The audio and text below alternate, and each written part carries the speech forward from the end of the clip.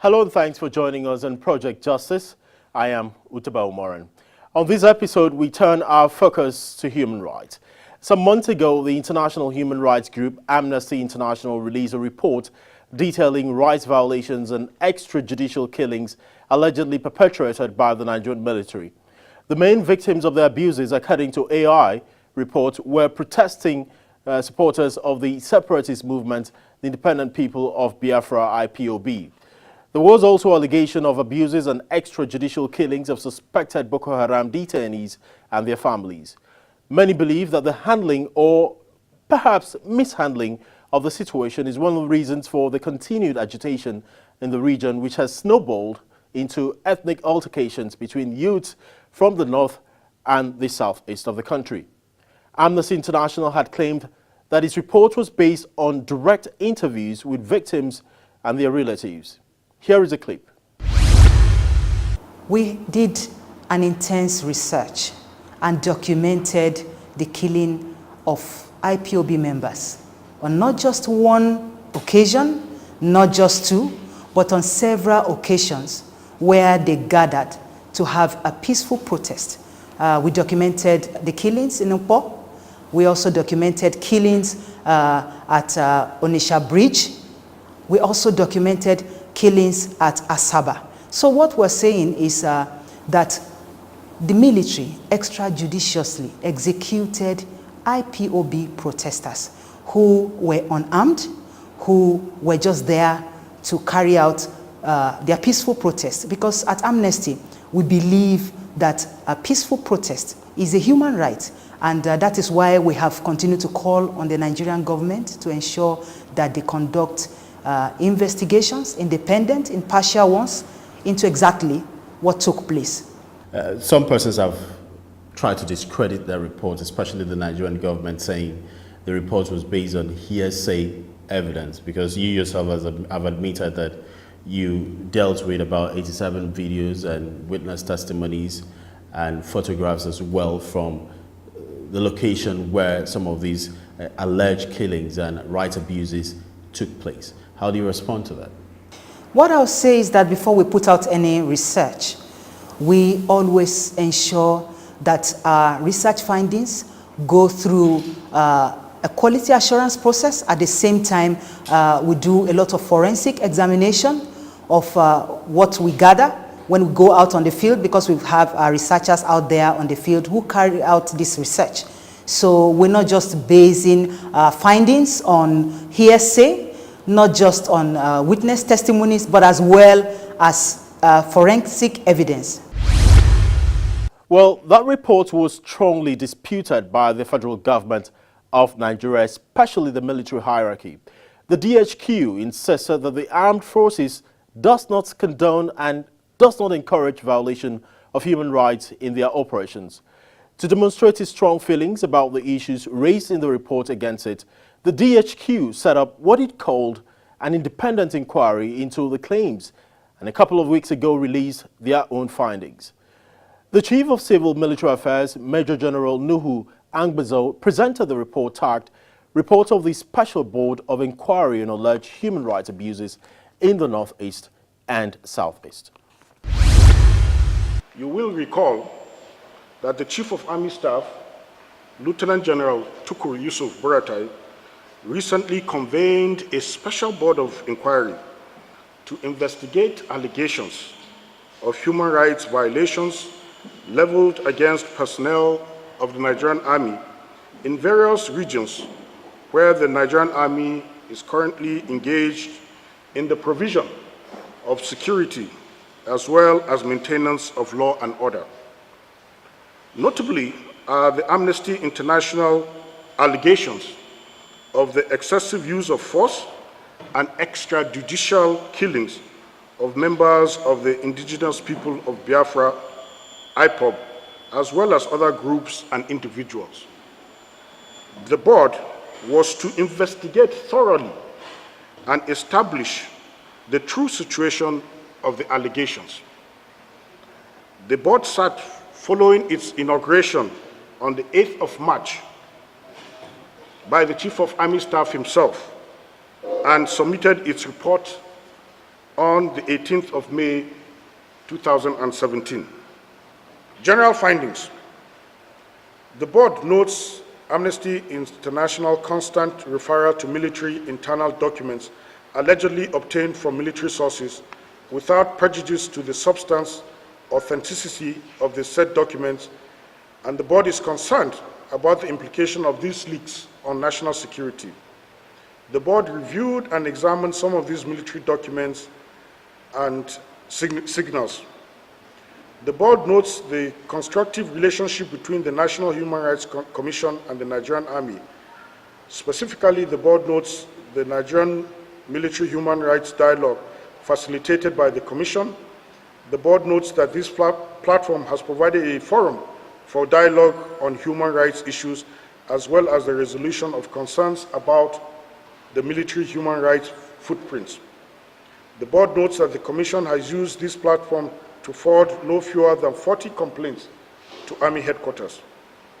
The board observed that the National Human Rights Commission is currently training military officers in the front lines in the Northeast on mainstream human rights in mainstreaming human rights into their operations with the support of the European Union and the United Nations High Commissioner for Refugees. The board also notes the well-established relationship between the ICRC and the Nigerian Army. The ICRC has played an important role in ensuring that the detention facilities observe at least minimum standards for the treatment of detainees.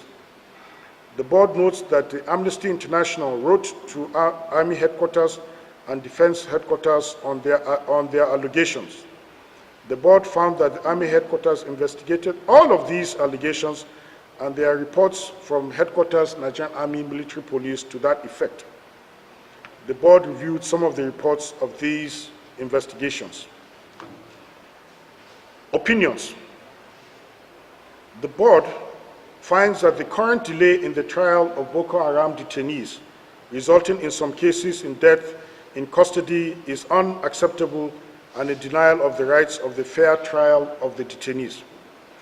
The board finds the denial of access of legal representation, or at least visitation from legal practitioners, including lawyers from the Legal Aid Council, as a violation of human rights. Any attempt to justify this state of affairs will trivialize the commitment of the Nigerian Army to respect of fundamental human rights. The board finds that several overcrowded cells and insanitary conditions of some of the detention facilities, combined with the overcrowded cells, to cause some of the deaths. The Special Board of Inquiry recommends the following, amongst others. A, convene and institutionalize a quarterly high-level meeting on access to justice for the insurgents for the purpose of creating a platform for enhanced coordination, better collaboration, and cooperation among Federal Ministry of Justice and the security institutions. B, continue to support collaboration with ICRC, National Human Rights Commission, and other relevant human rights groups to further entrench human rights culture in the Nigerian Army. C, develop the capacity of the Nigerian Army Human Rights Desk to conduct human rights investigation and human rights for military personnel. D, allow lawyers from the National Human Rights Commission and Legal Aid Council access to Boko Haram detainees. E, expand and re-equip the Giwa Detention Facility Medical Center. F, encourage Amnesty International to cover Nigerian Army's operational activities, but to take appropriate steps to verify their reports before publication. On the findings on allegations of violations in the Southeast, the Special Board claimed it reviewed videos, photographs, and eyewitness testimonies relating to gatherings of IPOB members provided by what it called government or non-government and military sources, though unnamed. According to the panel reports, the specific reference to the May 30th killing of 13 IPOB protesters at the St. Edmund's Catholic Church compound in Nkpo, who were subsequently buried in a shallow pit as claimed by Amnesty International, was false. The shallow pit was said to be located along Aba-Port Harcourt Road. The board also disputed the assertion that the IPOB protests were not disruptive, saying it was anything but peaceful. Now, observation findings on allegations of human rights violation against the Nigerian Army operations during military operations in the southeast. The board limited its investigation to the roles played by the Nigerian Army during the rallies by IPOB in Aba on the 9th of February 2016 and in Onitsha on the 29th and 30th of May 2016. The board reviewed videos, photographs, and eyewitnesses' testimonies relating to the demonstration and other gatherings of the IPOB members provided by non-governmental and military sources. The board also had extensive discussions with the governors and senior government officials of Abia and Anambra states. The board visited the National High School, Abia, where it was alleged that members of IPOB were shot by security forces on 9th of February 2016. The board met with the school's security man on duty on the said date. The board also met with the community leaders and held individual and group discussions with some residents identified randomly by members of the board. The board was also briefed by the military commander on the ground. The board took note of the Amnesty International allegation that the bodies of at least 13 members of IPOB allegedly killed at the National High School, Aba, was buried in a shallow pit along the Aba-Port Harcourt Expressway. The board observed that there was no specific description of the location of the alleged shallow pit in the Amnesty International report. With regards to the incident of the 30th May 2016 at the St. Edmund's Catholic Church in Nkpo, where Amnesty International alleged that soldiers opened fire on worshippers in the church compound, members of the board had individual and group discussions with the resident priest of the church and the chief security officer of the church and residents within the vicinities. Findings. The board finds that there were protests by IPOB members at Aba on the 6th of February 2016 and Onitsha on the 30th of May 2016. The board finds that the IPOB protests were not peaceful and that the lives and properties of citizens in the protest areas were threatened. In the words of one of the governors that met with the board, the IPOB may have set out to have a peaceful protest. However, criminals infiltrated their ranks and turned these protests into violent ones. In particular, the board found that IPOB members converged at Onitsha on the 29th of May 2016 to mark the anniversary of the declaration of the sovereign state of Biafra. That the protest turned violent and led to closure of shops, looting, burning of 8 Dangote cement trucks, burning of a pool van, and the killing of 2 policemen whose bodies were thrown into the River Niger by the IPOB members. The board also found out that the IPOB members occupied the River Niger bridgehead, stopping free flow of traffic and threatening to blow it up. That it was the inability of the Nigerian police to control law and order situation that led to the deployment of the military. The board found that there was a joint operation of the police and the Nigerian Army to contain the protests on all the days when there were protests. The board notes the statement of governors and senior officials interviewed that there were no reports of any killings by the military on any of the days of the protests and they had no information of 13 persons allegedly buried in a shallow grave along the Aba-Port Harcourt Expressway. The board notes that the statement of the gateman at the National High School, Aba, who testified that he heard gunshots and stated that he saw one fall to the ground. He could not recall what happened to that person. The board interacted with an Anambra State Governor, the Commissioner of Police, State Director of SSS, and some residents. They testified that no one was killed during the incident at Onitsha Bridgehead. However, the police report showed that 14 people were arrested on that day. The board received the picture, names, and contact details of the 5 ringleaders of the protests who were arrested and handed over to the police on that day. Well, Amnesty International has dismissed the Special Board of Inquiry report, insisting that it stands by its earlier report, maintaining that the special panel was neither independent nor impartial.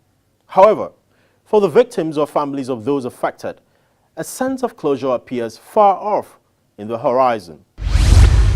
To a related development now, the practice of journalism is not the safest of professions. Journalists in different parts of the world are exposed to various threats, while some have sadly lost their lives in the process. Unfortunately, this is happening even in so-called democratic societies where press freedom is a constitutional guarantee. A recent report of Reporters Without Borders World Press Freedom Index paints a very sad picture of the threats that journalists are exposed to. Nigeria is currently ranked at 122 out of 180 countries ranked. It says that journalists are often threatened, subjected to physical violence, or denied access to information by government officials, police, and sometimes even the public. Here is the story of a journalist, Charles Otu, of the Guardian newspaper, who is among these grim statistics. On the 2nd of June at exactly 5:34 p.m., I was accosted by a lady who said she wanted to do a change of name in my newspaper. I had asked her to meet me at a popular Vanco Junction. That place is a very crowded place and people know the place.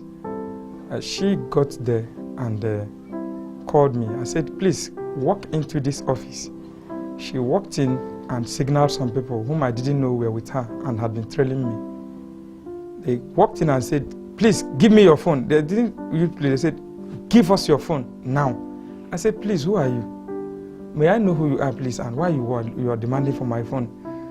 The next thing was that that particular person, a tall, huge guy, is popular in Ebonyi. He's known as Onyeka Shinwoba. I know him. He knows me. He even had attacked me in 2014 at the State House of Assembly. He said, give me your phone now. I said, for what? He slapped me. As I was dragging the phone with him, 4 others walked in. About 5 of them jacked me up. After thorough slapping and beating, pulled me out to the main road. And as they were advancing, people were calling. They were asking, what is it? What happened? What did he do? They said that they have a specific instruction to abduct me and deal with me, that I have become a threat to the government. Those were the specific words. I said, please, what did I do? My younger brother was with me, Stanley. I tried to push my phone to him. I threw the phone, they ran after him and kicked him, beat him up, and he ran away. That was how they forced me. As they were taking me to a vehicle that was parked by the road, it was the leader of one Akubaro Youth Assembly. Akubaro Youth Assembly is a very popular platform in Ebonyi that is known to be a youthful platform that is championing the re-election of Governor David Umahi of the state in 2019. The leader of that platform, one Honorable Mark Ono, was approaching menacingly towards me. I said, please, what did I do, sir? He said they should jack me and bring me and bundle me into the vehicle, that the car is parked along the road. They took me straight to the government house, the cabinet office, precisely the multi-purpose hall car park. Of course, I was made to lie down and face the ground while I was in the vehicle. I didn't know. But when we entered the place, of course, I know the place is a popular place. Even people that knew me saw me and was shouting.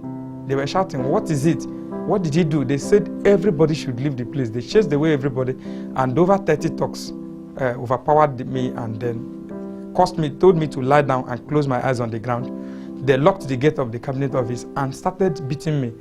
It was when I was asking, what did I do? I'm a journalist with The Guardian, please, people should not kill me. They said, no, that I know the crime I committed. I said, what's my crime, please? And somebody quickly scrolled through my Facebook page, opened a post he said I made against the government, and began to read my honest assessment of the government 2 years after. And that honest assessment was taken from this booklet. This is the inaugural address of the governor. And I had just picked some paragraphs after the May 29th celebration to say, Your Excellency, these are the areas you've done well, but in these areas, you've not kept the campaign promises. They said that was my crime. Why will I remind him of his promises? They started the torture with iron rods, stones, sticks. In fact, if you see the way they cut the canes, it was like a major animal had been caught in a trap. So as they kept beating and torturing me, I was shouting. They said I should lie down and close my eyes, and if I open my eyes, they will start afresh. So they read the post paragraph by paragraph, narrated how it has injured the government, and said the governor was fully aware. In fact, that Macron was specific, because some people were calling and said, please, we learned you people abducted a journalist. They will tell me, do you know this person? I will say, I don't know the person. They will say, these are the people that are sending you to attack the government. No government official came out, except after about 30 minutes, when I was already almost becoming vegetative. I had become unconscious at that point. I wasn't too strong any longer. That was when they opened only for the senior special advisor to the governor, senior special assistant to the governor on internal security, one Kenneth Ogbala.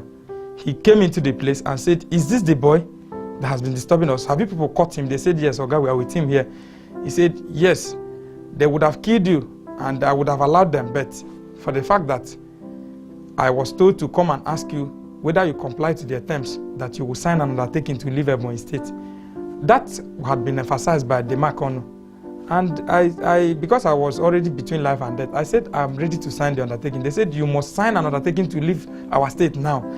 Well, I left on Tuesday, but after I left the hospital over the weekend. These were the pictures of my images of my brutalized body. This is when I was in the hospital. These are the images of me when I was receiving treatment at the Federal Teaching Hospital, Abakaliki. And the thugs had still come to that place, checked. Some of them thought I had been rushed because I was rescued from the police headquarters, the police police station, and rushed to the hospital when I fainted and began to vomit blood at the police station. The DPO and the police authorities were insisting that the government wants me to sign an undertaking, and I must sign it whether I'm vomiting blood or not. So my people, that sympathizers that came there, took me to the hospital, and I was resuscitated. After late in the night, I got a message from them, a message I suspected to have been from one of the attackers. He said, lucky boy, check your office. That was what the message read. I sent my brother to my office the next morning. I said, please go and check. It's like, he got there and discovered that nothing happened to my office, except that my neighbor in the office, who is also a practicing journalist and publisher of a local tabloid, Samuel Nweze, was shot on the back by the attackers. So they had trailed me, and when they couldn't get me, they shot somebody thinking I was the person, and they decided to send me the message. Well, I didn't sign the undertaking. I was writing my statement before we would get to the undertaking when I fainted and collapsed and was vegetative. So sympathizer that came to the place said, please, let's rush him to the hospital. The DPO said no. The police authorities said no, that they must get instruction from Kenneth Ogbala. So it was specifically on the instruction of that Kenneth Ogbala that they said I must be detained there. Whether I'm dying, let me die there. And the man came to the place and said, look, they asked me not to identify those, not to say that I knew my attackers. Why am I now listing that in my statement?